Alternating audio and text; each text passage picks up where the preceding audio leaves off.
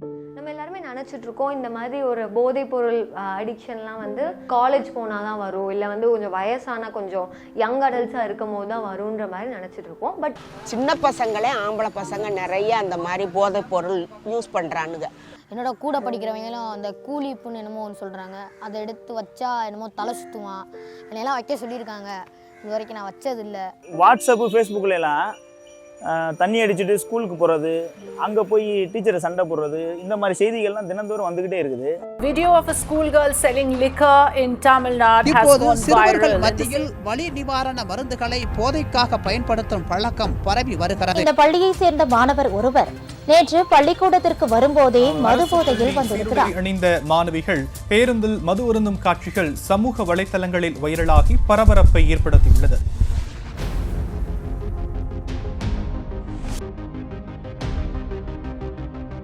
National centre for drug abuse ஸ்டாட்டிஸ்டிக்ஸின் மூலம் 8இல் 1 குழந்தை சட்டவிரோத பொருட்களை பயன்படுத்துகின்றன.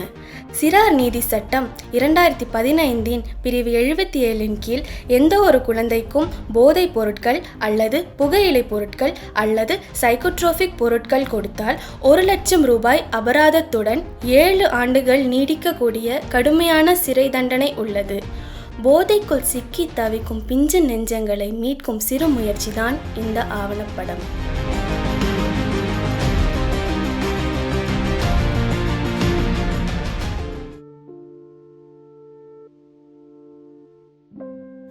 ட்ரக்குக்கு அடிக்ட் ஆயிருக்காங்க நிறைய தடவை. அது மாதிரி கேட்டிருக்கேன், ஏன்டா அப்படி பண்றீங்க அப்படின்னு கேட்டதுக்கு அவங்க சொன்னாங்க, இது வந்து ஒரு விதமான ஃபண்ட்ரா, நல்லா இருக்கும், இது பண்ணனா உனக்கு ஒரு மயக்க தலை சுத்துற மயக்கம் வந்து நீ என்ன பண்றேன்னு உனக்கே தெரியாது. குடிக்கிறதுக்கு காசு எங்கேருந்து வருது, அதெல்லாம் எப்படிங்கிறது என்ன அதுங்கிறது தெரியல. சம் ஸ்டூடெண்ட்ஸ் வந்து கையில் இருக்கிற புக்ஸை கூட வந்துட்டு செல் பண்ணி செகண்ட் ஹேண்டாக போட்டுட்டு ஒரு எப்படி காசாக மாற்றலாம் அப்படின்ற மாதிரி ஐடியாஸில் இருக்கிறாங்க. அதுவும் அவங்க போடுறது பார்த்து இன்னொருத்தவங்க வாங்கியே கொடுப்பாங்க. ஸ்கூல் பக்கத்துலேயே ஒரு கடை வைக்கிறாங்க, அந்த கடையில் போய் வாங்கிட்டு எல்லாத்துக்கும் அப்படியே கை மாற்றி விடுவாங்க. என்ன மாதிரியான ரீசன்ஸ் இருக்கு அப்படின்னு நம்ம வந்து பார்த்தோம்னா, ஃபர்ஸ்ட் வந்து இந்த பியர் ப்ரெஷர். அவனுடைய ஃப்ரெண்டுங்க அந்த மாதிரி இருப்பாங்களா என்னங்கிறது தெரியாது. அவன் பண்றான்ல அப்போ நானும் பண்ணணும், இல்லைன்னா வந்து இப்போ ஒரு குரூப் ஆஃப் ஒரு 4 பேர் இதை வந்து இந்த மாதிரி ஒரு ஹேபிட் பழகிட்டாங்கன்னா, அந்த 5ஆவதா ஒரு ஆள் இருக்காரு, அவர் வந்து எதுவுமே இந்த மாதிரி ஹேபிட்ல வரக்கூடாதுன்னு நினைச்சாலும் they are forcing that other person. அதே மாதிரி பெரியவங்க பண்ணுறதை பார்த்துட்டு அதுகளே பேப்பர் எடுத்து தீப்பெட்டியை வாயில் வச்சு பேப்பரை சுருட்டி பற்ற வச்சு ஊதுதுங்க. சில சமயம் குழந்தைங்களால வந்து ஸ்கூலில் சரியாக படிக்க முடியல, இல்லை வந்து நிறையா டீச்சர்ஸ் வந்து திட்டுறாங்க, எனக்கு வந்து படிக்கவே பிடிக்கல அப்படிங்கும்போது அவங்க இந்த ஹேபிட்குள்ளே வர்றது ரொம்பவே காமன் ஆயிடுச்சு. இப்போ எல்லாமே நம்ம ஃபோன்ஸ்லேயுமே இருக்குது. ஸோ அதுவுமே it is bringing lot of awareness about this drugs which is making them to get addicted to it. நிறையா லவ் ஃபெயிலியர் அந்த மாதிரி ரீசன்னால அவங்க போட ஆரம்பிச்சிட்டாங்க. So experiencing the new things. சில சமயம் அது தப்பான இடத்துல போய் நம்ம எக்ஸ்ப்ளோர் பண்ணும்போது இந்த மாதிரி விஷயத்துக்குள்ள வந்து குழந்தைங்க ஈஸியாக மாட்டிடுறாங்க.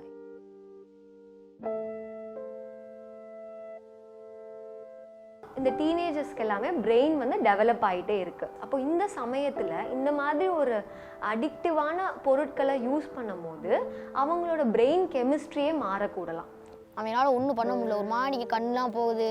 எங்கள் டீச்சர் உட்காந்துற சேரில் அட்லங்கால் போட்டு உட்காந்து சாப்பீஸ் எடுத்து கையிலே கிறுக்குறாங்க. கொஞ்சம் ஹையர் ஆர்டர் திங்கிங் ஸ்கில்ஸ் இது எதுவுமே அவங்களுக்கு வந்து சரியாக டெவலப் ஆகாது. கை கால்கள்லாம் நடுங்க ஆரம்பிச்சிருது, குடிச்சதுக்கப்புறம் சரியாக சாப்பிட்றது கிடையாது. மைண்டு மட்டும் பிரச்சனை ஆகாது, நம்ம பாடியிலையும் நிறைய பிரச்சனை ஆகும். ஸோ சீக்கிரமாகவே லிவர் டிசீசஸ் வரலாம், இல்லை கிட்னியில் பிரச்சனை வரலாம். இதனால வந்து ஆயுளே வந்து ரொம்ப குறைஞ்சு கூட இருக்கலாம். அது ஒரு நாளைக்கு அது செய்யலைன்னா கூட அது ஒரு மாதிரி டென்ஷன் ஆயிடுறாங்க.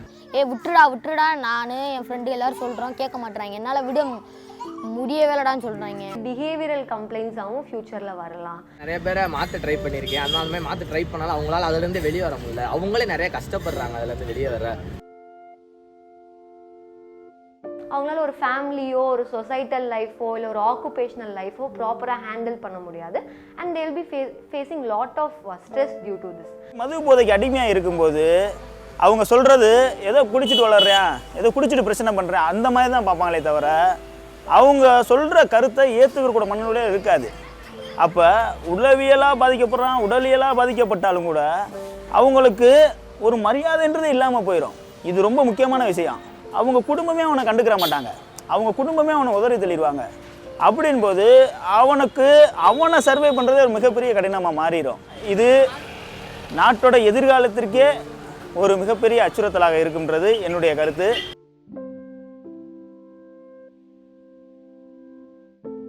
இளைய சமுதாயம் போதைக்கு அடிமையாகிற இந்த நிலை முற்றிலும் ஒழிக்கப்பட வேண்டும்.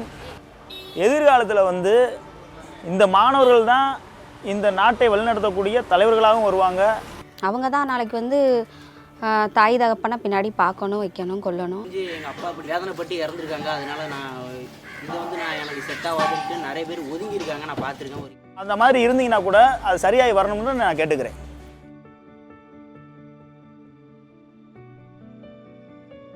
ஃபஸ்ட்டு பேரண்ட்ஸ்க்கு ஐடென்டிஃபை பண்ண தெரியலை.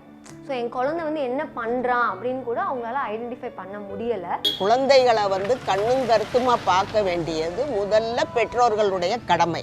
How to handle their stress effectively. So அந்த மாதிரி we have to teach our kids. So ஒரு கிரிட்டிசிசம் வந்துருச்சு, அகாடமிக்ஸாக லோவாக இருக்கிற அப்படின்னா அதை எப்படி நீ பிரேவாக ஹேண்டில் பண்ணணும், இல்லை அதை எப்படி சமாளிக்கணும். நீங்கள் ஓப்பன் அப் ஆகும்போது தான் அவங்களும் ஓப்பன் அப் ஆகி எனக்கு ஸ்கூலில் இந்த மாதிரி பிரச்சனை இருக்குங்கிறத உங்ககிட்ட ஷேர் பண்ணுவாங்க. அதே மாதிரி பேரண்ட்ஸ் யாராக இருந்தாலுமே பசங்க முன்னாடி எதனாலும் பண்ணக்கூடாது, எதுவுமே பண்ணக்கூடாது பசங்க முன்னாடி. அதெல்லாம் பண்ணுறதா தனியாக போய் பண்ணட்டும், அவங்களோடய போட்டோம். எதுக்கு பசங்களும் கற்றுக் கொடுக்கணும். கவர்மெண்ட்டும் அவங்க சைடில் இருந்துட்டு இந்த கூலிப்பு அது மாதிரிலாம், அந்த பான் பராக் இந்த மாதிரிலாம் ரொம்ப ஈஸியாக குழந்தைங்க கையில் கிடைக்கிது, அது கிடைக்க விடாமல் பண்ணணும். அது போக ஸ்கூல்ஸ்லேயுமே இதை பற்றின ஒரு அவேர்னஸ் நம்ம கொண்டு வரணும். So that it will be a better future for them. Treatment centre gratitude hospital de addiction சென்டரை நான் தான் இப்போ மேனேஜிங் டைரக்டர் நடத்திக்கிட்டு இருக்கேன். ஆனால் நானும் அடிக்ஷனுக்குள்ளே இருந்தால்ட்டேன். ஒரு 23 இயர்ஸு அடிக்ஷன். அதுக்குள்ளேருந்து இந்த மாதிரி ஒரு ரிஹாபுக்கு போயிட்டு தான் இப்போ அந்த சென்டர் நடத்திக்கிட்டு இருக்கேன். அது பிஹேவியர் சுத்தமாக ஒழுக்கங்கள்ன்ற ஒரு விஷயம் இருக்காது. இப்போ அதுக்கு நாங்கள் ஃபஸ்ட்டு உள்ளே வந்தோடனே அவங்களுக்கு அந்த ஃபிசிக்கல் கிரேவிங் போகிறதுக்கு மெடிசன் சைக்காட்ரிக் டாக்டர் வராங்க, சென்ட்ரல் டிவிஷன் டாக்டர். அவங்க அவங்களுக்கு மெடிக்கல் ரீதியாக மெடிசன் கொடுக்குறாங்க. அப்போ தூக்கம், பசி இதெல்லாம் நார்மலானதுக்கப்புறம் கிளாஸஸ் போவோம். எம்எஸ்டபிள்யூ கவுன்சிலர், சைக்காலஜிஸ்ட்டு, அது போக நம்ம பேர் கவுன்சிலர் 3 டைப்பாக வருவாங்க. யோகா மாஸ்டர் வருவார்.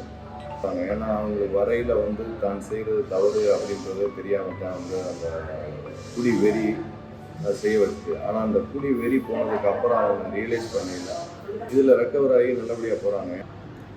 என் பேர் மனோஜ். கஷ்டப்படுற குடும்பம் தான். நல்ல ஸ்கூலில் படிக்க வச்சாங்க. ஏரியாவில் இருக்கிற பசங்க கூட தான் சேர ஆரம்பித்து கஞ்சா, மாத்திரை, ஊசி, சரக்கு இதை ஃபஸ்ட்டு ஆரம்பித்தேன். ஃபஸ்ட்டு கஞ்சாவில் தான் ஆரம்பித்தேன். அடிச்சுட்டு அப்படியே ஸ்கூலுக்கு போயிட்டு இருந்தேன். அப்புறம் கொஞ்சம் கொஞ்சமாக ஸ்கூலை விட்டு நிப்பாட்டி ஆரம்பிச்சிட்டேன். 9வது ஸ்கூல் நின்னேன். கொஞ்ச நாளில் வீட்டில் சேர்த்து விட்டாங்க. எப்படி இந்த மாதிரி பையன் ரொம்ப குடிக்க ஆரம்பிச்சிட்டான், ரொம்ப கஞ்சா போட ஆரம்பிச்சிட்டான், அப்படியே விட்டால் சரிப்பட்டு வர முடியாது, உடம்புக்கு ஏதோ பாதிப்பு வந்துடும் அப்படின்னு சொல்லிட்டு இங்கே ஃபஸ்ட்டு ட்ரீட்மெண்ட் அனுப்பிச்சுட்டாங்க. ட்ரீட்மெண்ட் ஒரு 10 நாள் 20 நாள் எனக்கு எதுவுமே புரியல. இங்கே என்ன சொல்கிறாங்க, எதுவுமே இதெல்லாம் உண்மையாக போயான்னு தான் நானும் இருந்தேன்.